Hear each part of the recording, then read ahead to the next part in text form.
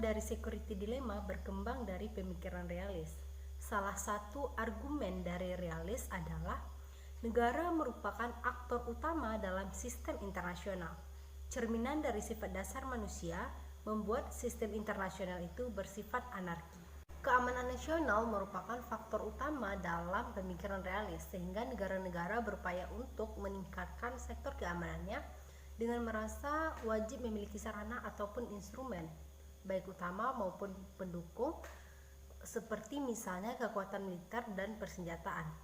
Hal tersebut sebagai bukti bahwa negara tersebut memiliki kekuatan dan juga sebagai alat pertahanan demi menjaga keamanan suatu negara dari ancaman kekuatan negara lain.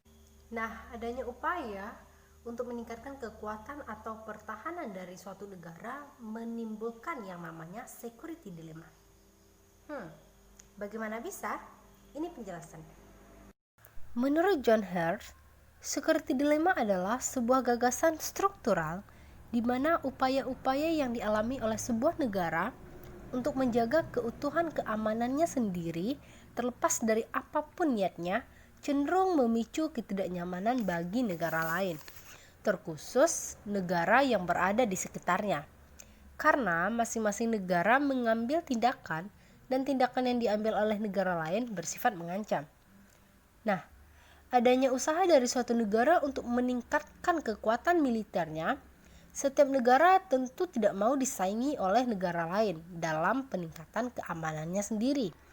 Untuk itu, negara akan membentuk anggaran militernya sebagai hasil dari upaya untuk menyisihkan devisa negara untuk kepentingan persenjataan. Dalam prakteknya, satu-satunya yang pasti di dunia hanyalah kekuatan dan kekuasaan. Sebuah negara yang kuat akan selalu dapat mengalahkan yang lain dan bertahan lama dibandingkan dengan mereka yang lemah. Bentuk kekuatan yang paling penting dan yang paling bisa diandalkan merupakan kekuatan militer. Oleh sebab itu, negara memiliki kecenderungan untuk meningkatkan kekuatan militernya. Security dilemma membangun konsep lainnya. Bagaimana bisa? Jadi, penafsiran dari negara yang tidak menyadari niat dari negara-negara lain bukannya menafsirkan tindakan tersebut sebagai tindakan defensif, tapi justru akan merespon tindakan tersebut sebagai tindakan ofensif. Prediksi dasar mengenai keseimbangan offense-defense adalah apabila offense mendominasi, maka security dilemma akan meningkat. Dengan begitu, akan ada kemungkinan terciptanya perlombaan senjata antara negara-negara, terutama negara yang berada di suatu kawasan, dan pada akhirnya perang yang akan terjadi kemungkinan. Di sini saya mengambil contoh pada kasus China dan Jepang. Kawasan Asia Timur merupakan salah satu kawasan yang memiliki tensi tinggi dalam perselisihan negara-negara di dalamnya, seperti Jepang, China, Taiwan, Korea Selatan, dan Korea Utara.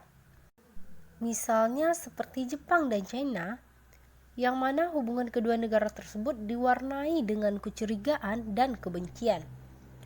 Hal tersebut disebabkan oleh faktor sejarah dalam Perang Dunia II. Setelah berakhirnya Perang Dingin, rasa khawatir terus menghinggapi Cina yang takut dengan kembalinya Jepang menjadi negara yang memiliki kekuatan militer. Sejak 1970, Cina telah menaruh curiga terhadap Jepang. Pada saat Jepang mulai membangun kembali angkatan laut dan udara untuk membantu AS menghalau armada milik Uni Soviet yang sering melintas di wilayah Pasifik. Jepang memfasilitasi pasukannya dengan penangkal kapal selam seperti pesawat P-3C, pesawat tempur F-15, pesawat pengintai E-2, pasukan pertahanan udara, dan radar di atas kapal laut miliknya. Sehingga hal tersebut memicu kekhawatiran bagi Cina. Hal tersebut mengundang dilema terhadap Cina dan menjadi upaya bagi Cina untuk meningkatkan kemampuannya melalui militer. Peningkatan kekuatan oleh Cina membuat Cina menjadi negara yang berkekuatan baru di kawasan, bahkan di dunia di bidang ekonomi dan militer.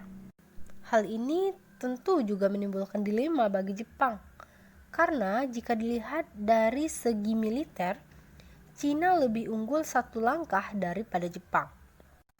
Cina telah memiliki senjata nuklir, sedangkan Jepang belum. Respon Jepang terhadap hal tersebut seperti pada 19 April 2014, Jepang kembali melakukan perluasan pangkalan militer pertamanya setelah lama vakum. Selain itu, Menteri Pertahanan Jepang yaitu Onodera menegaskan jika Jepang akan membangun kembali pangkalan militer tambahan di sebuah pulau di sebelah barat daya yang berdekatan dengan Cina. Selain itu juga Onodera juga meluncurkan 4 pesawat pengawas Hawkeye E-2C di pangkalan udara Jepang di wilayah Okinawa. Hal itu merupakan respon Jepang terhadap Cina, karena sering memasuki penerbangan Jepang dan sebagian besar dilakukan oleh pesawat tempur. Amerika Serikat yang sering menjadi arbitrator dalam mereka tensi kedua negara tersebut juga ikut merasa khawatir. Takut posisinya melemah di kawasan tersebut, maksimalnya kekuatan Jepang membuat balancing di kawasan tersebut. Dengan demikian, dimungkinkan penyebaran senjata nuklir atas Jepang menjadi cara yang akan ditempuh kedua sekutu itu demi terciptanya keseimbangan kawasan Asia Timur. Mengingat AS selalu menampakkan standar ganda dalam kebijakan politik internasional. Jadi dapat disimpulkan bahwasannya dengan kondisi dunia yang anarki membuat keamanan merupakan hal yang sangat penting bagi setiap negara. Peningkatan kekuasaan oleh negara lain memicu kekhawatiran terhadap negara lainnya, khusus negara tetangga. Seperti dalam kasus China dan Jepang. Kemampuan China sebagai negara yang memiliki kemampuan militer dan maju di bidang ekonomi menimbulkan kekhawatiran terhadap Jepang. Sehingga Jepang pun melakukan langkah antisipatif demi menjaga keamanan negaranya.